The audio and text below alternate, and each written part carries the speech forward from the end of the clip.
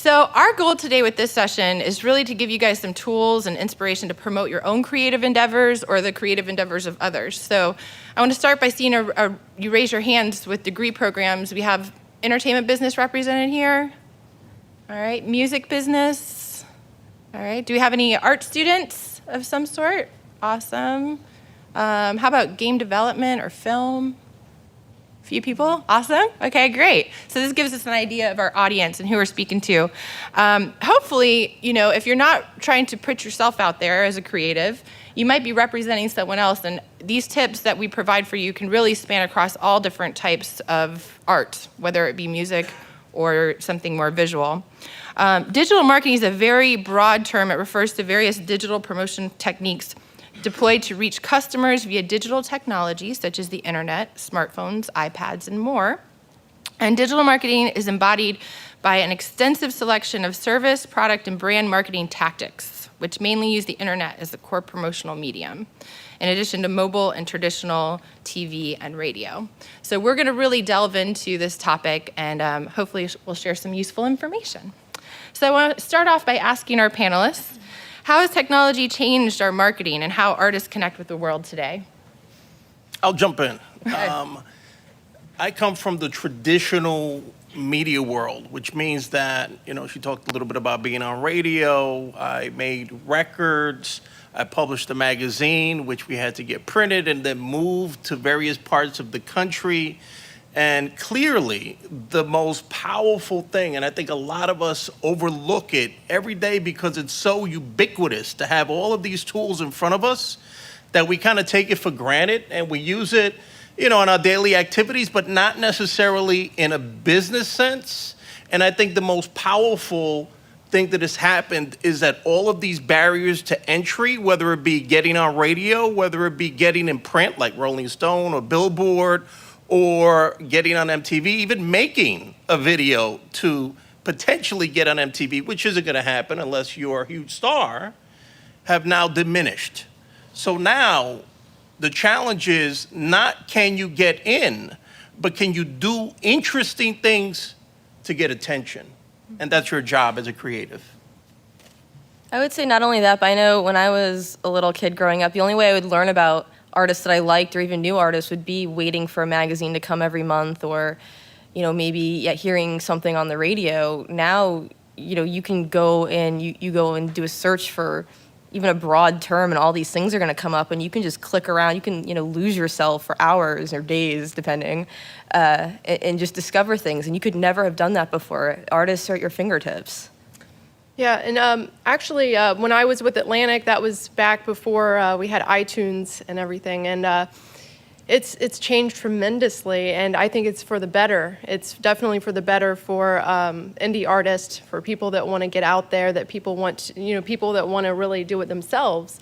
This is the time to do it because technology is now allowing that, and it's very motivating, I think, for our younger artists and people that are up and coming to have access to the internet and iTunes and everything out there, all the wonderful tools and technologies that we can use now.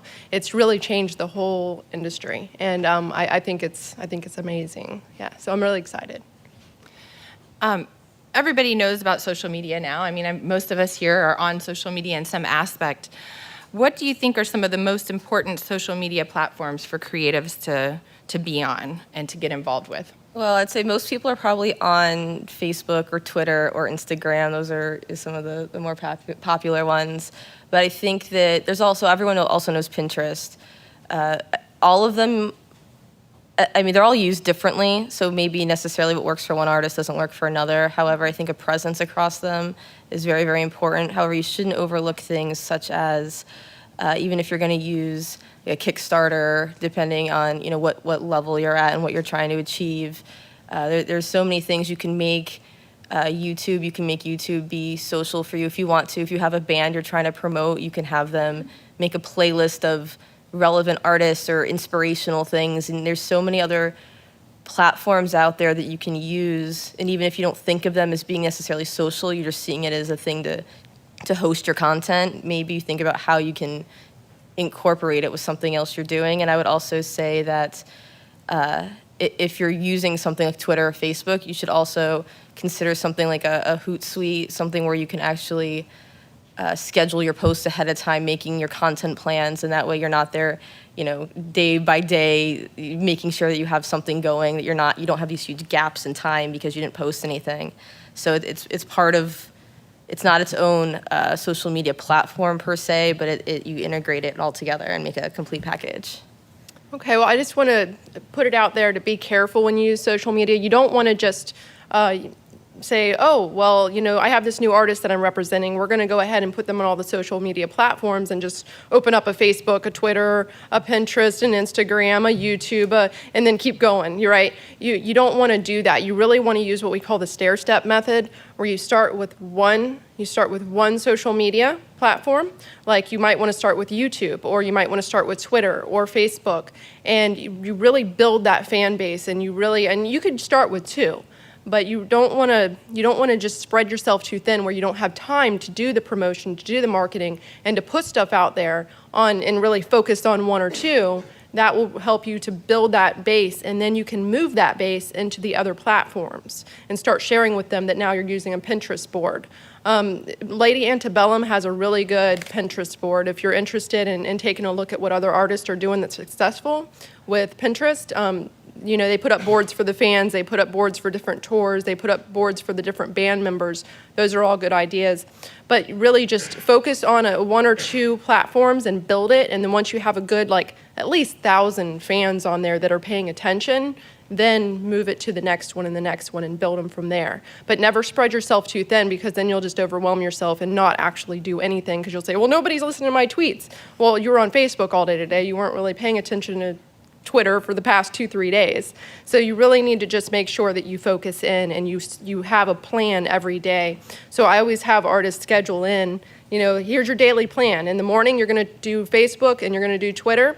In the afternoon, you'll check back on the comments. And then we'll have a YouTube post every week where we come up with some different, ideas that they can play around with, such as recording in the studio. And they'll post that on YouTube, or use Ustream. There's so many different things you can use. Just don't overwhelm yourself with all of them at first. Start with one or two, build. And I think it's also worth taking into account that it's all about your audience, right? So this kind of goes outside of the term digital and just marketing. Marketing starts, first and foremost, with a good product.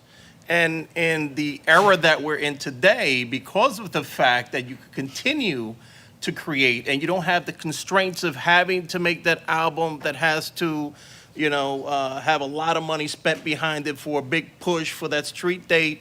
Instead, you can continue to create and use whatever method works for your audience. I always, and I've done this for years, I've always shared, as far as I'm concerned, the 3 C's of artist development today, which are to create, to connect, which is all the things that we just talked about, and then to cultivate those relationships, regardless of whether on Pinterest or Instagram or Facebook or Twitter, etc. But in regards to platforms for artists, things like Reverb Nation, even though I know a lot of artists have them, they don't use it to its full capacity. There's so many different things you could do on that, including aggregate emails, provide promotions for those emails, right? Everybody's about free music, but are you really wanting to give it away free, or do you want to get something?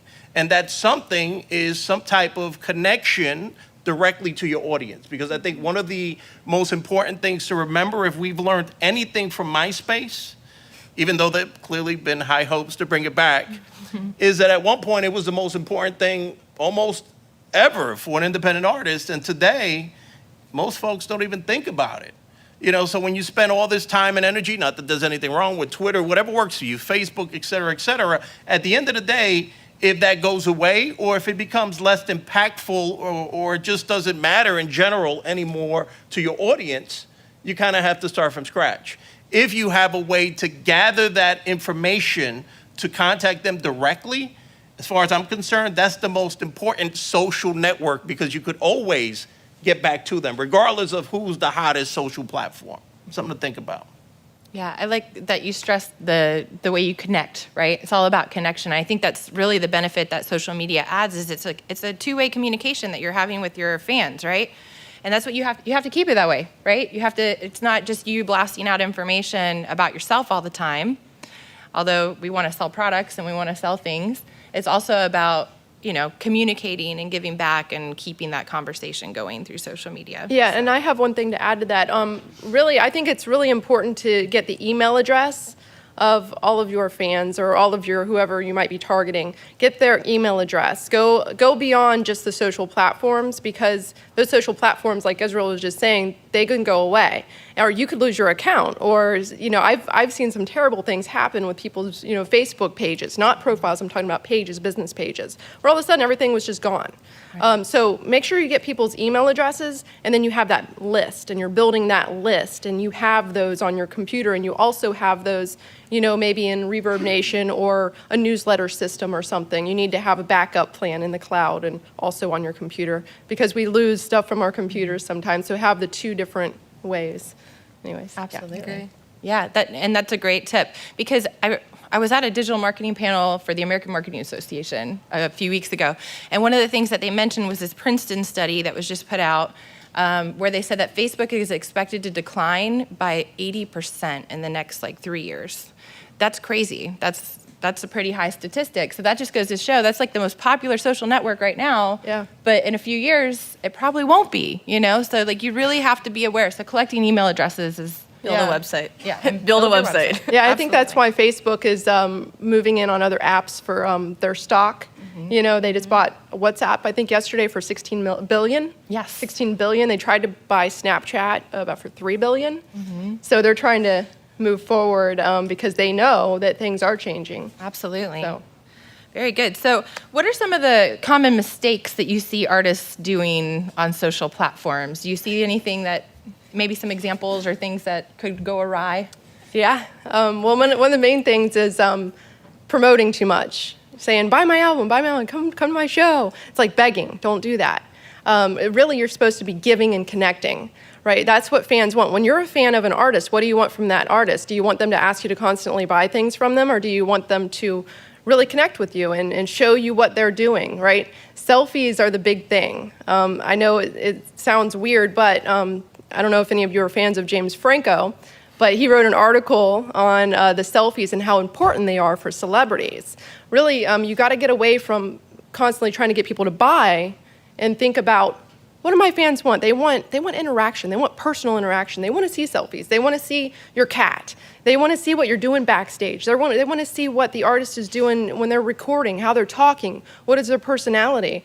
It's all about the connection. So that's one of the problems I see with a lot of small artists is they don't think about that personal connection. They try to get out of that, and they try to think more celebrity. Well, celebrity is a big person, so if they're kind of disconnected from everybody, so they're all about making money, but that's not how it is. The superstar needs to come down and to the level of the fans and say, hey, I'm with you. The reason you like my music is because you connect with me, and try to think on a more personal basis when you're doing promotion. Spend 80% of your time connecting with your audience, and only 10 to 20 talking about stuff you're doing to make, try to make money, such as sponsorships and, getting people to go to iTunes and getting people to come out to your shows. Try to spend only about 10 to 20% of the time talking about that, because really that's not what it's about. It's about the connection. So, I think, and I agree with all those points, but I think the number one mistake, and I think many of us have been guilty of this, is to think because we build it, because we put it up, that they're going to come. And clearly, that's not enough. I don't care if, there are folks that, get their music on iTunes, and because it's available on iTunes, all of a sudden they just expect there to be sales, but they've done nothing to create interest, to create awareness, put up a video on YouTube, but you don't drive any traction to it. At the end of the day, it's your job to do things that are creative. And most of the things that I see with artists that are trying to make a name for themselves unsuccessfully is what we've already heard, which is they beat you over the head with a selling message, and they don't give you anything. So value, what can you give somebody? Think about what inspires you to spend money on the products that you spend money on, or time on the things that you spend time on. Is it because somebody told you, hey, you got to look at this? Or is it because you found true value in that? Whether it be entertainment, whether it be knowledge, whether it be something that you could share, that's your job, to engage and provide some type of value. And by the way, as a side note, this also extends to the physical side. That's why we see so much growth in vinyl, because vinyl gives so much more value that folks are willing to spend that $20, $30 when they can still get that music for free on SoundCloud. Yeah, so I'm going to say, and this goes for small artists and huge superstars, you definitely do want to create content and have interaction. There's also such a thing as oversharing. You don't necessarily need to tell everyone everything you're doing, especially when the more personal it gets, maybe we don't need to see that or hear that, because guess what? Even when you delete it, someone screenshotted it and it lives on the internet forever. If anyone ever goes on Reddit, there's a picture of Beyonce and she told someone that she wanted deleted from the internet. Guess what? That picture, because she said that, now shows up even more. It's just every now and then it's, hey, look, remember this picture, guys? So be careful what you say, be careful what you're posting.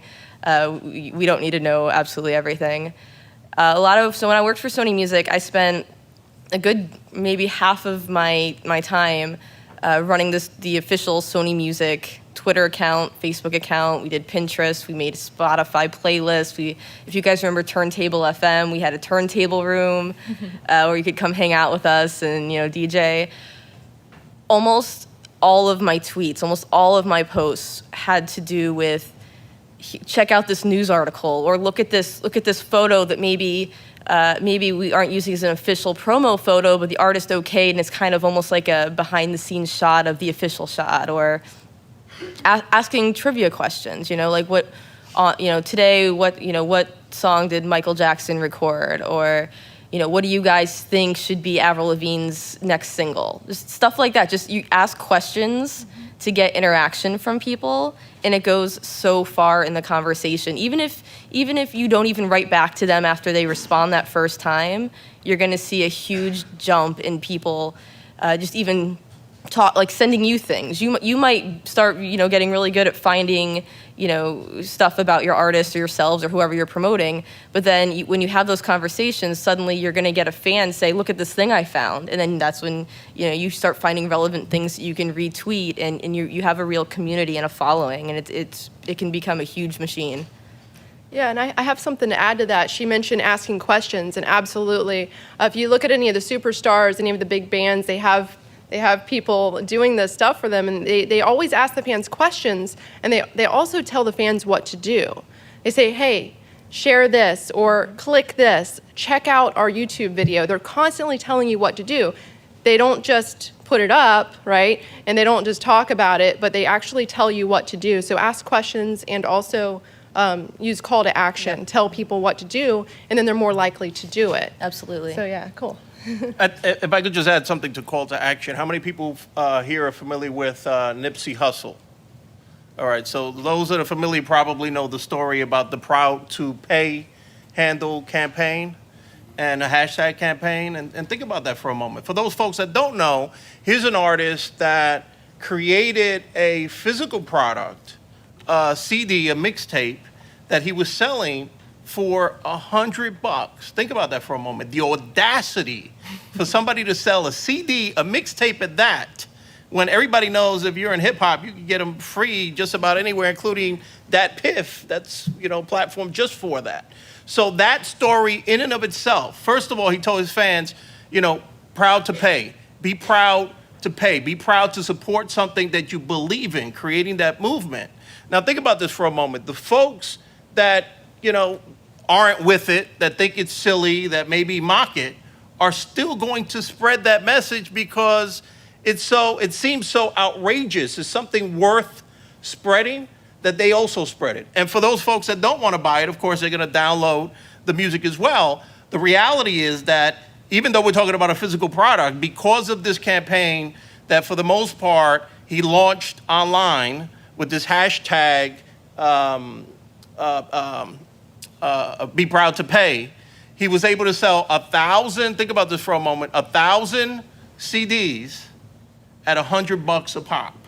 He doesn't need to sell 100,000 songs. He sold 1,000 CDs at $100 a pop.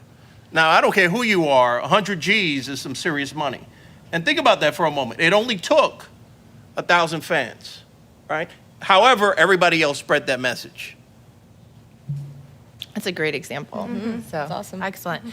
So we've talked a lot about social media, and social media can be an awesome tool, excellent tool, and it's free other than the time and energy that you have to put into it to cultivate. But what are some of the other important digital platforms that you recommend all creatives to be on?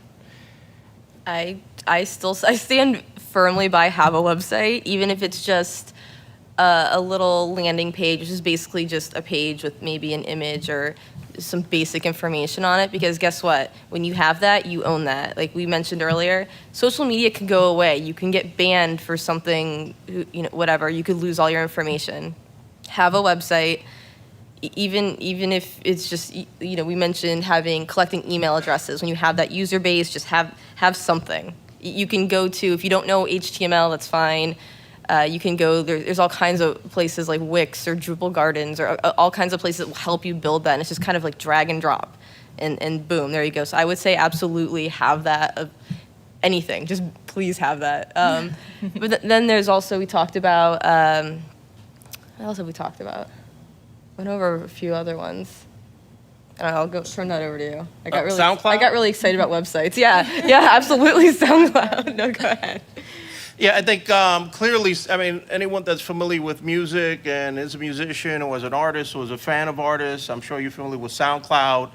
And if you think about SoundCloud as the YouTube for music, how easy it is to use that as a way to not only spread your music, but to allow your fans to take that embed code and spread your music. So that's definitely an important platform.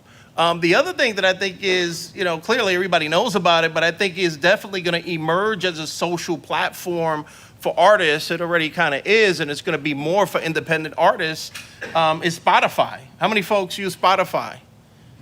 Think about that for a moment. If you're an artist, you could have a profile. When you have a profile, your entire discography comes up. They recently announced that you could now connect any kind of merchandise, touring, any kind of events that you're doing, et cetera, et cetera. And even if, as a side note, if you don't have the clout maybe, or maybe the materials to do all that kind of stuff, what about just creating playlists, right? Everybody here could create a playlist and share it. If you're an artist, that's not to say that you're going to create a playlist of just your stuff, but create a playlist of things that you really believe in, that you're a fan of, and then also include your music. You got to be your, best fan, and then spread that as well. And I think that allows fans to engage with you and also do what they love to do, which is listen to music. So think about Spotify as a social platform if you're an artist. Okay, great. I know from a visual art standpoint, as far as because I know we have a few of you guys in here, I think I'm a big fan of Tumblr. I think Tumblr is a great resource for sharing anything visual.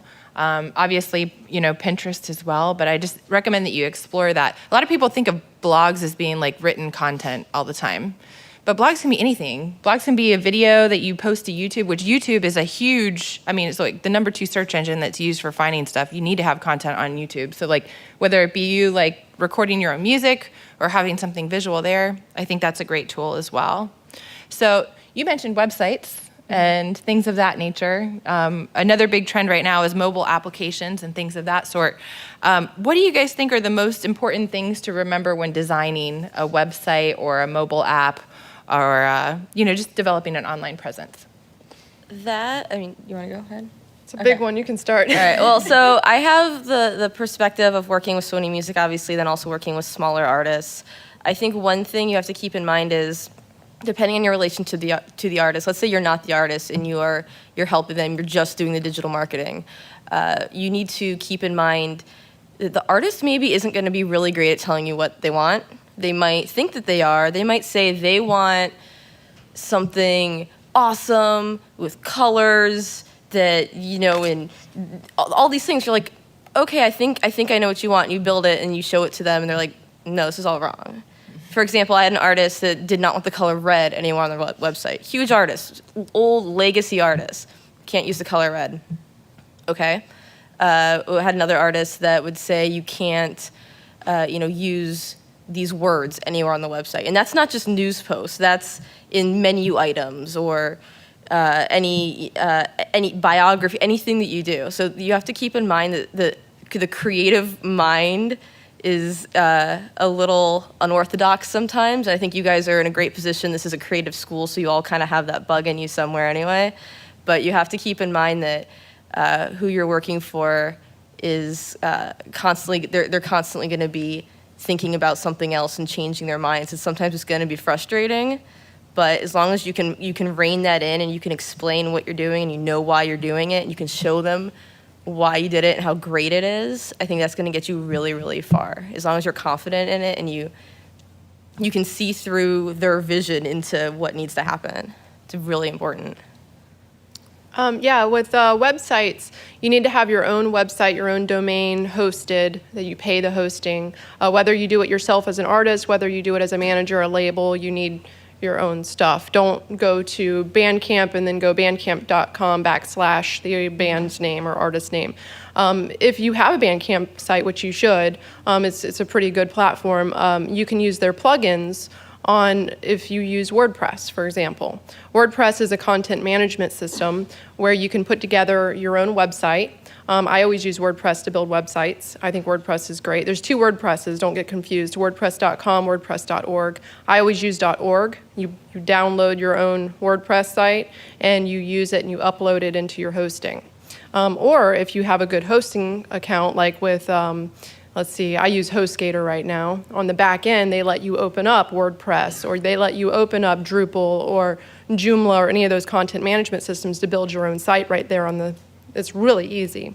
There's a little bit of learning curve, but you can watch, and you have Linda here, lynda.com, where you can learn about using this stuff and everything. But you can even go to YouTube and learn. But really, you need to have your own domain name, your own host. And it's not very expensive. You could pay a few dollars a month for hosting, and you register the domain name, and that's like $10 a year. Not bad, right? You don't need to go pay any other company to put it together for you. You can just do it all through Bandcamp and WordPress, pretty much. But you need to make sure that you have the tabs on the top of the page, and you need to have the social media buttons at the top of the page, and you also need a newsletter sign-up form on every single page of the website. I notice when a lot of indie artists show me their websites, it's like really dry, and you don't see like the connections, right? You don't see the Facebook connections and the Twitter connection, the YouTube channel connection, and you don't see the newsletter, and you just don't see the simple things. And the music. The music you should have a player, right, on the homepage. There should be ways of interacting. If you look, a really good way to do any business is to look at what other people are doing that are successful. So really you should go and scout out those really successful artists and see what their websites look like and what it is they're doing right. Usually there's a lot of interactive features on their site that creates a stickiness, and a sticky website is what keeps people around. It keeps them sticking around on the website. Mm-hmm. That stickiness is interaction, connection, engagement, like discussion forums, Ustream, right, where you're streaming live what the artist is doing, Instagram pictures coming up, Twitter feed coming up, and all those are called, a lot of those are called plugins on WordPress.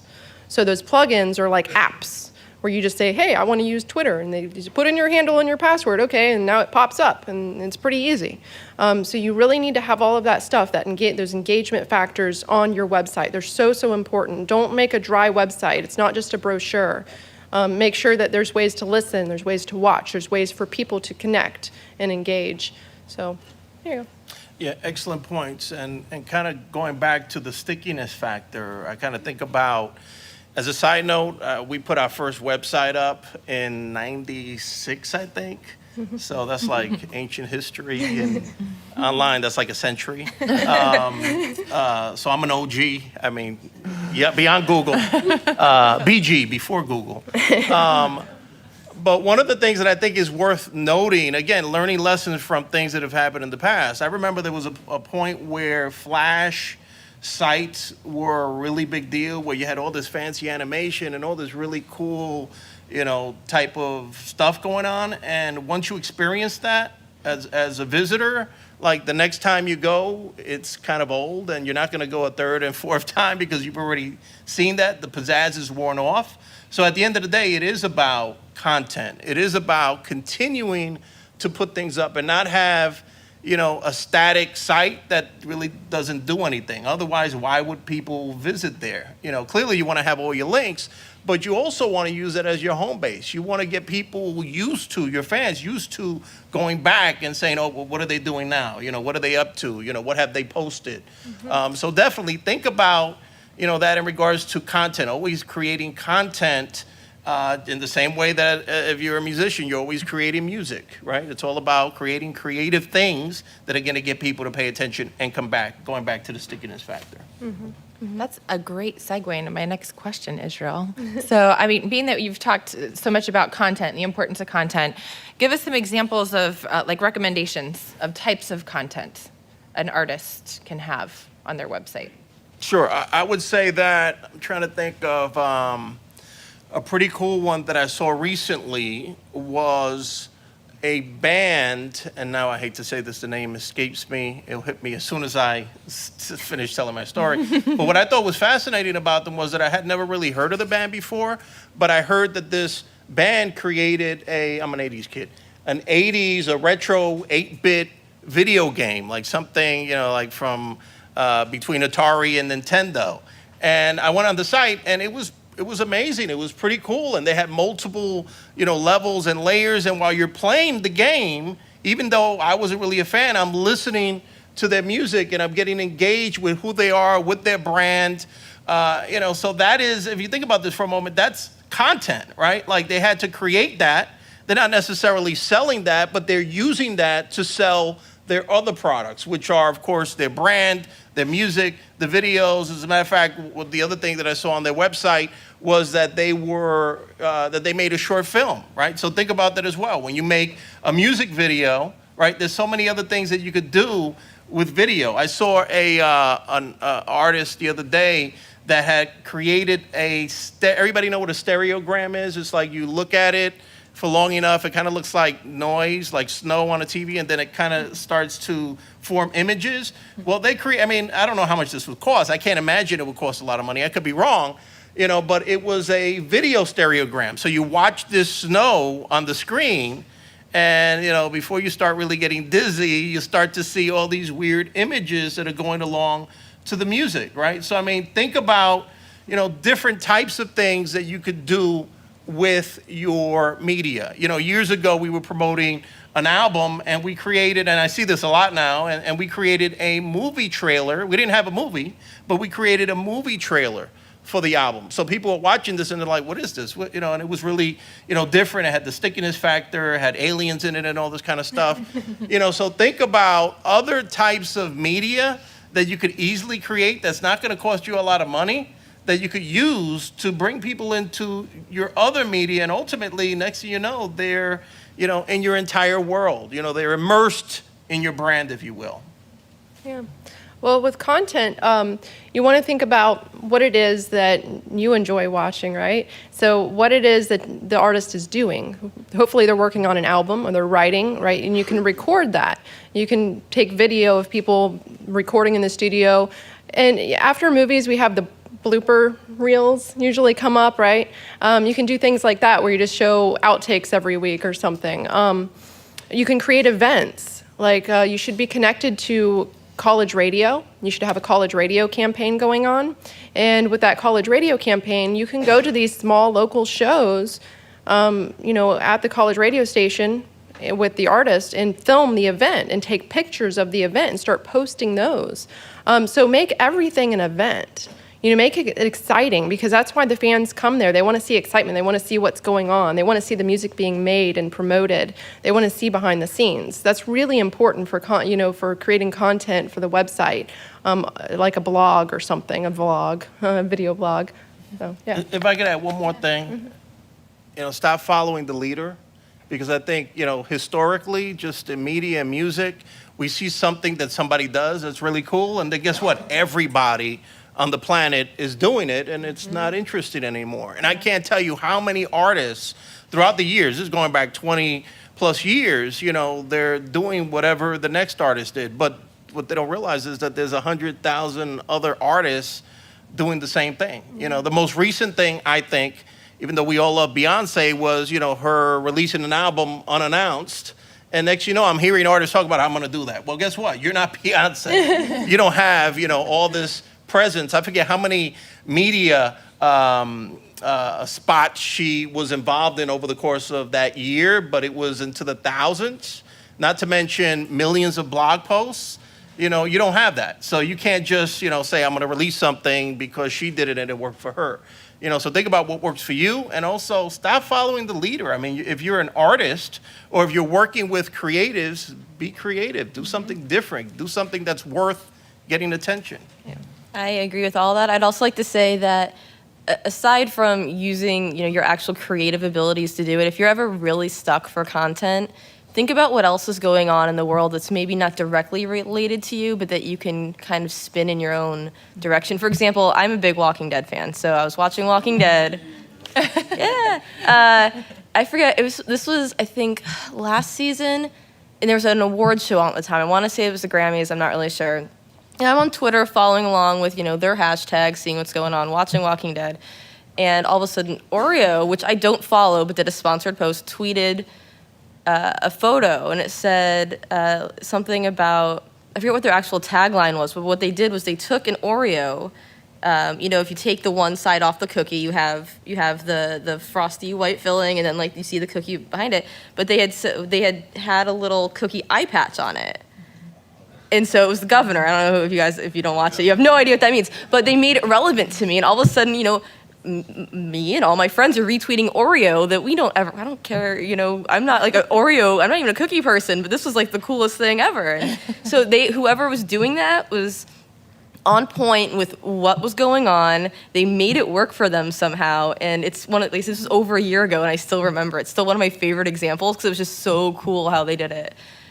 So I think that's something to keep in mind, or even if you're even that's kind of, you're I don't know where to start. Look at even trending topics on Twitter to see what are people talking about. Can you somehow use this to your advantage? If you can, think of something that helps you, but it's also, something quirky, or if you have design skills, you can make a photo, use a trending hashtag, but yeah, that's something you have to be on immediately. Obviously, if you do it tomorrow, it's not trending anymore, you kind of missed out. But I think things like that are really important to think about. And also, you have to keep in mind who your target audience is, because it might not necessarily be you even. For example, if I'm trying to promote Tony Bennett, I'm probably not going to go on Twitter and tweet, look at Tony Bennett, petting this cat. I don't know that's what his fans are looking for. I don't know they're even on Twitter doing that. So, you want to keep in mind, keep it relevant. And then another point just is something that is a little bit more specific to an artist, but think about your artist's voice. Think about the persona you're trying to put out there. One, make sure it's consistent across all of your platforms. And then two, make sure that anything you post, even if it's just an image, make sure that it sticks with that. Because when you basically break a character, you're kind of taking away the mystique you built up with your fans. It's all of a sudden, it's you see people tweet all the time, oh, that's corporate said that. That's not really that person. You are that artist. Whether you are or not, guess what? You're that artist now, so you need to be them. For example, Britney Spears, she has two websites. She has her music website that's run through Sony, has whoever posts her blog posts, Britannica, who is someone that is the number one Britney Spears fan. That's her job, is to hey, y'all, check this, she's it. Italy, for example, because I come from international marketing, really enjoyed the idea, wanted to get on her website. They made Brittany. So their version of their blogger is Brittany and does the exact same thing in all Italian. So keep that stuff in mind, because fans will eat that up. Great examples. Yeah. Did you have something to add? No? I love the whole idea of newsjacking, like your example of using the Oreo and things of that nature. And I've just recently, I've seen a couple really great examples. And you guys familiar with Grubhub? Have you heard of that? Okay, it's all food-based. And so Justin Bieber, he went to jail, as you guys probably know. And they took his mugshot and they photoshopped in a sandwich. And they did the hashtag celebrity grub shots. And it went viral, and everybody was sharing it. It was like the funniest thing. So I mean, things like that, or like Pharrell's hat at the Grammys, and Arby tweeting out, hey Pharrell, give us our hat back, okay? That's funny. That's and it's creative, but like you said, it has to be in the moment. Yep. And it has to be relevant because we're talking about a couple days later because Arby's did that, but if they would have tweeted that like 2 or 3 days later, then the news is old news, and it's not interesting or relevant anymore. So, but great concept. And you hear a lot of digital marketers now using that whole idea of, newsjacking and running with a story in real time, which is great. So what are some of the important goals you think, creatives should have from a digital standpoint? What are some realistic, appropriate goals to work towards? I think that variety is good because you always have folks guessing. I think that despite the fact that you shouldn't expect people to come just because you built it or made it available, I think it's definitely important to, be on iTunes and Amazon and Spotify, et cetera, but also to have your own e-commerce, solutions. So there's so many different services that allow you to sell all kinds of products and also share them not only on your home site, whatever that is, but also, again, to allow your fans to spread it. So essentially making that store have the potential, depending on your fan base, to go viral. I think that one of the beautiful things about where we are and the opening question about, how has technology changed things is the fact that we are now liberated, I believe, from the standard configurations that we've had in place for, tens of years. First it was the phonogram, and then we had the cassette, the 8-track, the CD, the DVD, the MP3. Today, because you don't have, the constraints of having to have a product that's going to sit on a store shelf that looks and is sized just right, and there's all other types of things that it takes to get it there, and we could talk about that if anyone's interested afterwards. I teach the music merchandising class. But the beautiful thing about it is that now you could create whatever it is that you think is appropriate for you. So if you're familiar with bands like the Flaming Lips, and they release their music as skulls. They had a gummy skull. Recently, they had a chocolate skull, and inside is a USB, and also the opportunity to make something available. We didn't have that before. Before it was you have this album, and you have a ticket to a show. That was it. All the promotions were built around those two things. Today, we have something for every level of commitment. So if you have somebody that isn't really a fan, but maybe they're mildly interested, they'll click on the YouTube video and take a look at the video and maybe forget about it, maybe spread it. You might have somebody that, is, maybe a little bit more committed, and they'll go ahead and buy a single. Somebody else might buy the full album digitally. Somebody else might buy the vinyl record, which now is getting up into $20 and $30. And then, of course, you have those super diehard fans that are going to buy those $100+ bundles. This is something that didn't really exist before. But now, because you have the opportunity to be your own store and to position things and to create products however it is that you want to make them available. And by the way, as a side note, taking advantage of things like Zazzle and CreateSpace and Cafe Press, where you don't have to make products. The products are basically living virtually until somebody pays for them. And then at that one point, that one product gets made. In the future, even though we're seeing a little bit about it now, we're going to start seeing a lot more usage of 3D printing, right? Where you can print all kinds of interesting products, forget about on the internet, even right there in front of the fan at a merch table. So think about, even though you want to think about all the ways that you're going to get people to care, to want to pay, but also think about creating products and not doing the same old stuff. Do things that are very specific to you and your brand. How many people here are familiar with Childish Gambino? For those folks that are not familiar with Childish Gambino, recently he released his album. His album, you know, like everything else, it was a CD, but it also had a script that came with it. And even if you could care less about Childish Gambino, just out of curiosity, you might go to the microsite that they created with the entire script, which, by the way, was also interactive and had all other kinds of media in it. You know, so think about, you know, different ways that you could use these tools that are so easily accessible. You know, it's not difficult to embed a video, but again, create something that is specific to your audience and then use the tiered model, right? So everything from a BitTorrent site, whether you like it or not, somebody's gonna download it for free, to Spotify, to Amazon, to iTunes, and then to, you know, the big things that your diehard fans are gonna get behind. Go to your site and know that there's only 1,000 of them out there and buy it. Yeah. And thinking about goals, you really need a business plan as an artist. Each artist does need their own business plan, their own. In my class, we do the distribution plan. It's pretty much the same thing. You got to come up with specific goals on how to make money, and what he's talking about with the multi-tiered package prices and stuff. You have to go above and beyond selling music today, because selling music is not really the ultimate goal on how you're going to make money. Pretty Lights, any fans of Pretty Lights in here?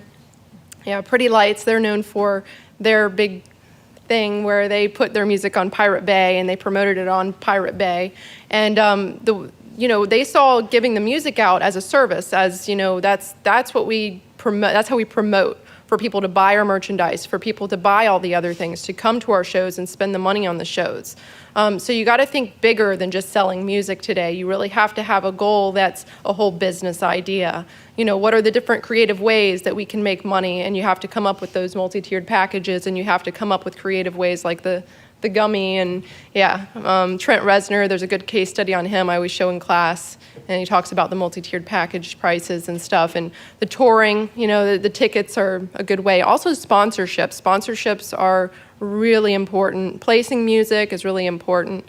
So you really got to think outside the box and take it to that next level. And there's a lot of new media publishers out there today, like Jingle Punks and Rumblefish, and there's a bunch of different small companies that are helping artists in different ways place their music, find sponsors, and, you know, et cetera. So, yeah. I was just going to take it another direction for a second. If you guys maybe hadn't thought about it, maybe you have, when you're thinking about your goals, as far as obviously the goal is to make money by selling something, whatever it is your product is, whether it's physical art or if it's music or whatnot, keep in mind that maybe while you're trying to figure out how you're doing, other than just looking at sales or looking at that sort of thing, look at the analytics for your digital properties. If you have a website, make sure that you can view it through Google Analytics. Look to see where people are coming from. How often? Has no one visited in a week? Maybe your content isn't great. Maybe you haven't posted anything. Same thing on Facebook. Look to see how many, you can see this many people viewed your post or whatnot. You can, if you really want to spend some more money into it, you can do Facebook ads. You can do cost per click campaigns if you really want to get into that kind of stuff. Even a trick on Facebook, if you're curious about your audience, is act like you're going to make an ad and go through the whole steps of, I want to target men from 20 to 35, and you go all the way through the process. Facebook will tell you exactly how many people that would reach. You don't actually have to buy the ad, but that's what your demographic is on Facebook for what you just selected, how many people that is. So that's a little trick to just kind of throw out there. But definitely keep an eye on your analytics. All great advice, guys.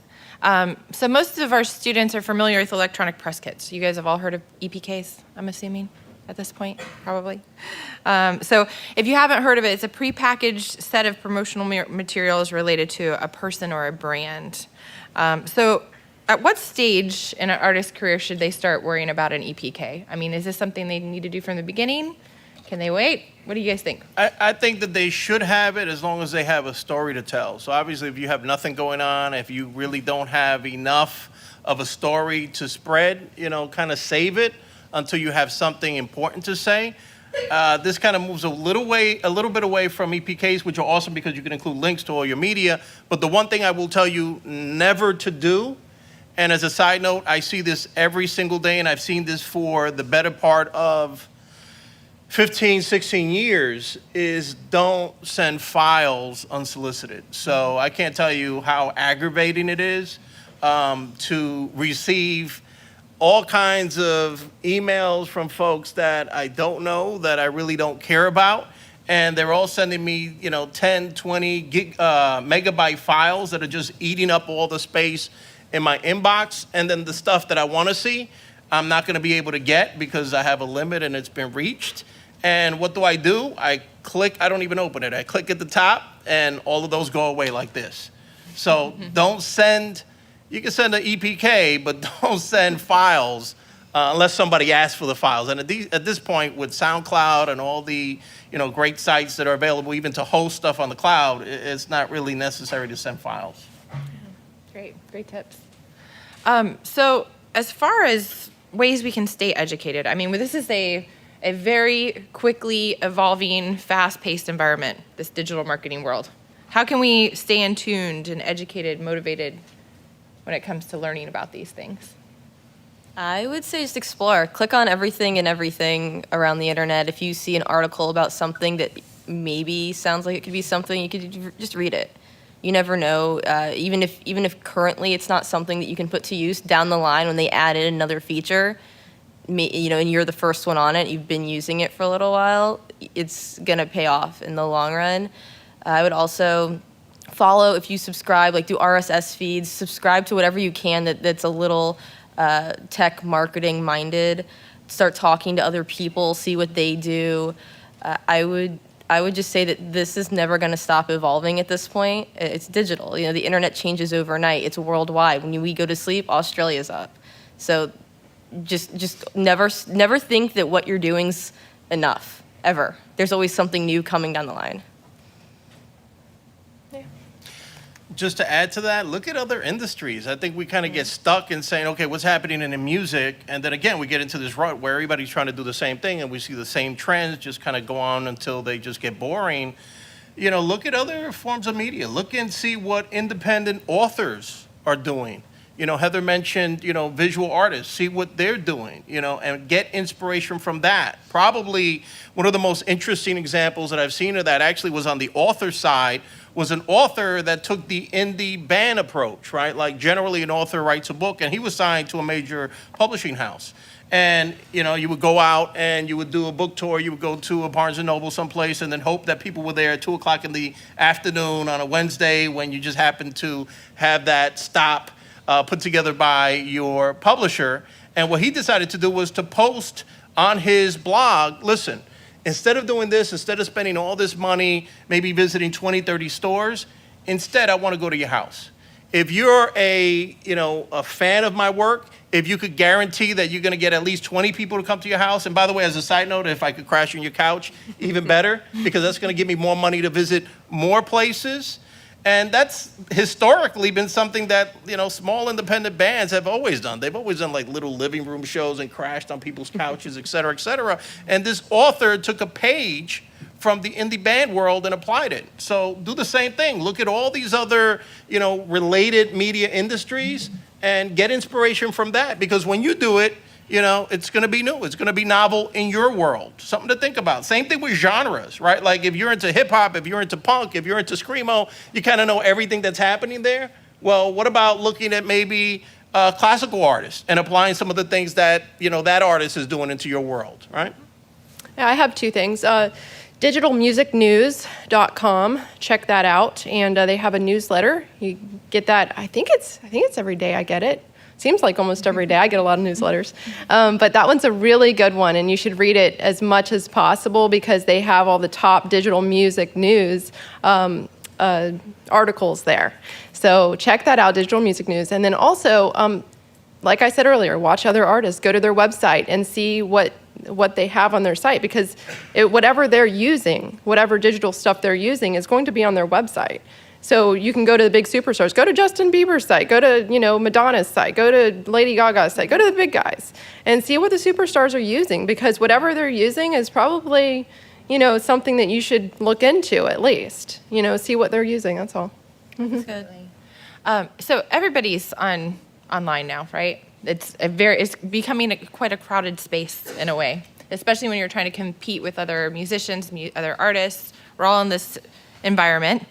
Can you think of any exceptional examples? And I'll give you one example that I can think of off the top of my head. Any of you guys know who Amanda Palmer is? Do you know who she is? Okay, she's an artist. She had a very successful Kickstarter campaign where she was an unknown artist that nobody really knew about, but she's over the top with personality, okay? And so she created this Kickstarter campaign. It was successful. She met her goal, but she was offering some really insane, crazy, attention-getting things as part of her campaign, to where like people that paid a certain amount as part of her campaign, they would show up at an event and she would show up naked and they could sign her body, for example, okay? So she did these things, and yes, it's over the top, it's eccentric, but I mean, what can people do to get noticed in an environment? I mean, without being an Amanda Palmer where you show up naked and have people sign your body. I mean, what do you guys think? I like the Pretty Lights idea of putting it on Pirate Bay and promoting it on Pirate Bay. I think that's just pretty innovative. Just saying, hey, it's free, it's on Pirate Bay. You know, something like that would be good. Amanda Palmer is the poster child for any type of inspiration as an independent artist. I've interviewed her. I've also interviewed her previous manager. Look at the video if you haven't seen. Look at the video, The Art of Asking. I mean, I think that's, I mean, talk about inspiration. Another artist that I'm a big fan of, and I'm going to talk a little bit about physical products, but Jack White. How many folks are familiar with Jack White? He makes all kinds of interesting and really elaborate packages of physical products, right? And we're talking about a physical product. But what they do, because it's kind of hard to really express how interesting and how much care was taken in making this product, is that they post videos, you know, showing like the assembly line of how this thing was made, and then of course include music and all this kind of stuff. And that really sells, as far as I'm concerned, the product. I mean, they're always limited edition. In some cases, they're hundreds of dollars. You know, so recently they released the Paramount box set that was released like an old-time phonograph player. You know, I mean, talk about amazing, you know, craftsmanship. And they use, you know, video to show what these things are and also just make them fun and interesting. So look at folks like that, you know, maybe, you know, outside of the, you know, the top artists on Billboard, look at folks that are really impactful in their niches and take a page from their world and see if you could apply it to you. Not identically, but, you know, use it as inspiration. I think that's all really great advice. I'd also say that a lot of times, a lot of things you can do since it's in a digital space maybe isn't going to even cost you anything. So if you try something and it doesn't work, okay, as long as you didn't go a little too out there and it's reflecting you negatively, so you let that go and you move on to the next thing. So don't be afraid to try something just because it's never been done before. Even if you're not quite sure it's going to work, if you just have this idea and something inside of you is telling you that this could be a really great thing for you, just go for it. Just do it. That's all really great advice. We're going to be if the microphone's working, there it goes. We're going to be opening up the floor for questions. So if any students have any questions, if you want to come over and line up right on over here, we'll be taking questions over here. I just want to say something about Facebook. Everybody thinks they can use Facebook and just get on there and use it for free and promote and do great and sell music, and you really have to pay for Facebook advertising. Mm-hmm. And when you have an album release and you want to release that on Facebook, do an advertisement to your connected audience. And when you go into Facebook and you do advertisement, it'll say connected or unconnected. And connected are the people that are connected to your Facebook page. And you're just advertised to them because it only shows to like a few, very tiny percentage. Like less than 10% unless you pay for exposure. Yeah, so you have to pay on Facebook. I just want to put that out there. Okay, as you guys ask your questions, please make sure you tell us your name and your program. Morning, panelists. My name is John Paul Ferronda. I'm currently in the Music Business Bachelor's program. When we're speaking of marketing and of branding yourself, do you think that trends in the industry, music industry and whatnot, affect artists and the genres that actually become relevant? In other words, do current events and do current trends in media affect which artists we hear about and which music is heard? That's a good question. I think it does in a way. I think especially when you're talking about artists, I don't know if you're talking about some of the bigger artists. I know working with Sony Music, a lot of times they go through waves of, we're signing a lot of artists that not necessarily sound the same, but they would be grouped within the same genre. And I definitely think that's coming from somewhere, whether it's they're wearing, they're wearing the fashion that's emerging. So the fashion's kind of there, and maybe it's a newer hot spot that people have been moving to, and these bands are from there. So I definitely think there's things around the world. You can get all of a sudden bands coming in from, Germany or wherever are becoming a thing. And I definitely think that current events are a huge influence on that.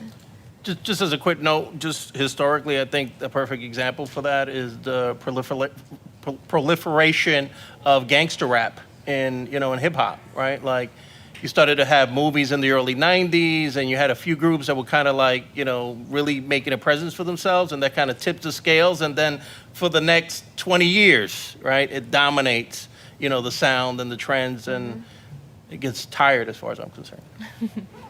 Absolutely. Thanks. My name is G. I'm an entertainment business program. I'm also an engineer, producer as well. My question is, well, I'm mainly just thinking about, I'm not just thinking about the U.S., I'm also thinking about overseas, because going gold or platinum is different in other countries. So I was wondering if you know of any social sites mentioned or not mentioned that are big overseas but may not be big here. There are some, especially in Asia. They have their own social media platforms that, sometimes people will be on, Facebook also, but I think in Japan, I want to say it's Mixi maybe. But to be honest, you're not going to get really any benefit from being on that unless you kind of already have a following. It's all in, a different language completely. Like, you're just not going to, and it's used differently. Just because they have the social media platform, for example, they might spend most of their time posting pictures that they're almost kind of faux photoshopping. It really has nothing to do with music, or I don't know that that's the best way to really break into overseas, is using social media that you're not really a part of.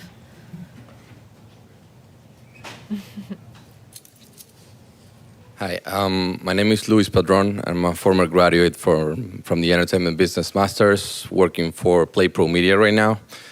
My question is, when you're promoting local artists on Twitter specifically, and you're promoting singles or an event or whatever you're promoting, how can you avoid, those kinds of fans looking at your timeline and saying, no, this is spam, because you're simply like copying and pasting every single message and just mentioning different people in your local area? Besides of the little tip of like changing your writing or, changing the way you spread your message, what else can you recommend to avoid people watching you or perceiving you as a spammer? Oh, I've got this one.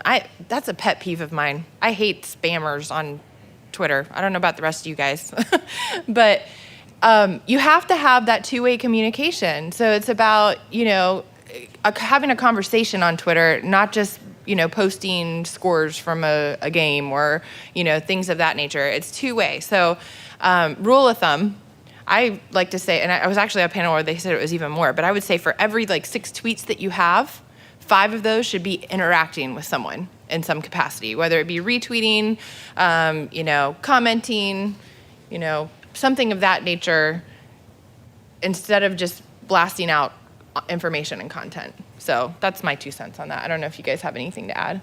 Just one word: engagement. Mm-hmm. Yeah, and don't sell on Twitter. You really shouldn't sell. You can promote, but don't sell on Twitter. It's a social media platform. Just be careful, because you become spammy when you try to sell on Twitter. People don't like that. No problem. Hi, my name is Clovis. I'm in the master's program in the entertainment business and wholesale. I was just wanting to ask you guys, we talked a lot about releasing your content on digital marketing strategies and stuff like that, and BitTorrent being a free, system. But what would you suggest for artists that are trying to maintain some kind of proprietary ownership of their content, and releasing that on social media? How would they maintain their rights to that? and not have it just be thieved off of the internet? Well, the rights are given. I mean, you are always going to maintain the rights to your work. I think the problem, and maybe I'm misunderstanding, maybe are you addressing piracy? Well, piracy as well as just overall, people copying your work. I think that, and this has been the case forever. I mean, clearly everybody has their own goals and their own thoughts about how they're going to approach, getting their art out there. But I think the bigger problem is really obscurity. So, I've always, and this is something that I've told plenty of artists, when they, in the earlier days of file sharing, they would say, well, people are going to steal my stuff. And I would say, don't worry about piracy, worry about obscurity. So, I mean, that's just my take on it. The hardest thing to do is to get people to listen. Really, piracy to me is just kind of old news, and it's not. I mean, really, you want to get the word out there. You want to get the music out there. So your goal should be to make money in other ways. So I wouldn't worry so much about that. And once you record it, it's your music, and you can always prove that with the recording. We're not lawyers, though, so maybe that would be better for one of our law teachers. I'm not sure. I mean, it hasn't really panned out, right? For like the biggest, well-funded, companies with the biggest resources, fighting piracy, as far as I'm concerned, hasn't really worked out for them. Mm-hmm. I mean, just something to think about. If you have a second question, you can go to the end of the line and come back. Let's talk afterwards. Yeah. I was going to say, too, from a visual art standpoint, because you see a lot of people ripping off other artists' artwork, too, and that's hard. So, I mean, I think just a gentle reminder, maybe like putting some copyright, watermark or something along those lines on your art is helpful whenever you're using it in a social space, because people will just take your stuff, and sometimes if it's another artist, they might just use that as inspiration. Or they may just want to use of your photo as a print, and they'll print it out instead of paying you for a print. So you kind of have to do what you can to protect yourself in that environment. I do have one more thing on that. Make sure that you register with either BMI or ASCAP. Yes. And also with Sound Exchange when you have a recording for the internet. So you'd have to, if you register with those, you're pretty good. So. Hello, my name is Sean. I'm an RA student. And just to add on the end, I know you brought up earlier about an artist that did the video game and the music. I think that was Fall Out Boy. I'm not 100%, but I think that's what it was. That isn't the one I was a few artists have done that, but that wasn't the one I was thinking about. But yeah. But my essential question is this. I know as artists, there are a lot of services that they offer online. And I know definitely having a website is something that is definitely essential at this point. My question is, what is a realistic budget that you should set aside, and what should you be investing in, and what should you not put your money towards as far as trying to get your services and your name and your music out there? Because I know people will take advantage of it. Just give me your money, I can do this and that. Like, what services should you be investing in, not investing in, and what's the realistic budget to have to the side for that? I think a lot of it has to do with what works for you and, what you're trying to get out there. But in regards to budgets and how to get this stuff made, my input would be to go on a website like Freelancer or Elance. And what you could do there is it has all these qualified contractors. And you could actually see what work they've done. The only people that could actually post feedback are people that have paid them. So it's not like they're putting up stuff saying like they're the best ever. Like the people you're hearing from are people that actually hired them. And the company actually has the money in escrow. So in other words, they're not going to get paid until they do the job, right? And you could also include different benchmarks. So once they do this, they get paid this amount. Once they do this, they get half, et cetera, et cetera. And you could actually see what their results are, how many people have hired them, how much money they've made, what the satisfaction rate is, et cetera, et cetera. And you might be surprised. You put up, let's say you want an app, you want a website, whatever it is that you're trying to get made, a video game, you put that job up. It's free to put it up. And you might be shocked that you'll get, 20, 30, 40, 50 different, companies, and in some cases just individuals that have those skills, and they're basically competing and bidding for your work.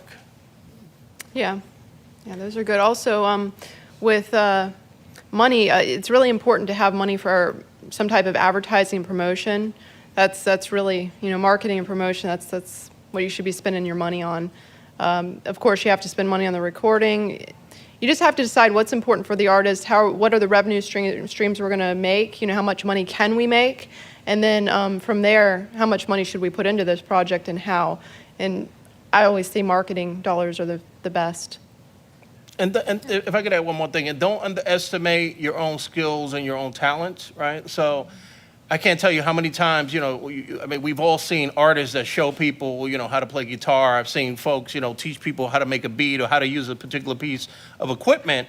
And if they're that proficient in it, and that talented, you might go in and kind of follow the path and find out more about them. So, clearly, in business, you're going to spend money, but also don't overlook things that you could do for yourself to, create that attention.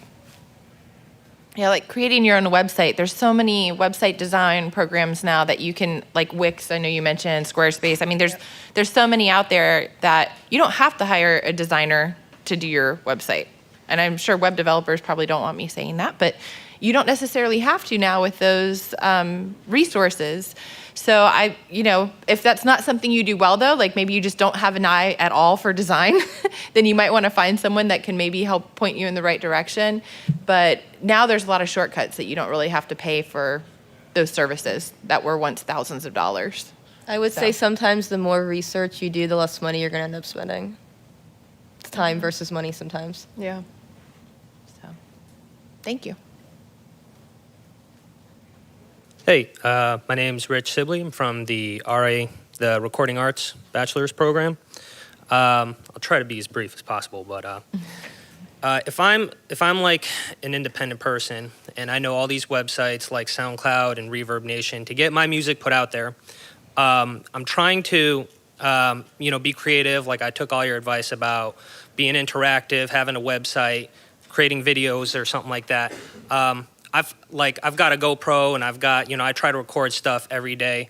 One thing I noticed with music videos is that artists, musicians, they tend to just have videos of themselves performing or singing, and it's just showing them, and it gets redundant and it gets tiring. And I know people who they throw their music up on YouTube without a video, just a picture. So I was wondering if you know any websites or any ways that I can get digital videos or like animation or something like that to make it like if I'm putting my music out there, make it more creative, like I'm telling a story and that type of thing.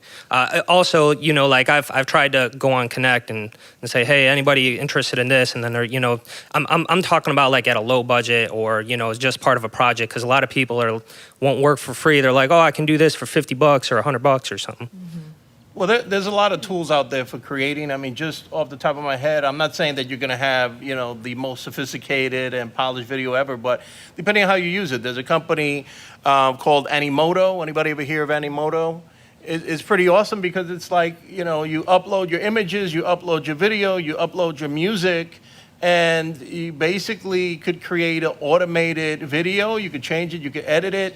Doesn't cost really any money. They have a subscription, it's a freemium kind of thing. So if you want more, effects and this kind of thing, you might pay $5 a month, $10 a month. There's a website called Go Animate, which allows you to create animation. A lot of companies use it to kind of do, online infomercials and that kind of stuff. But there's no reason that you can't create, animation on it and use that for a video. So, I mean, there's plenty of websites out there that help you create and help you, kind of tap into some of the automated features that are out there that are not going to cost you real money anyway.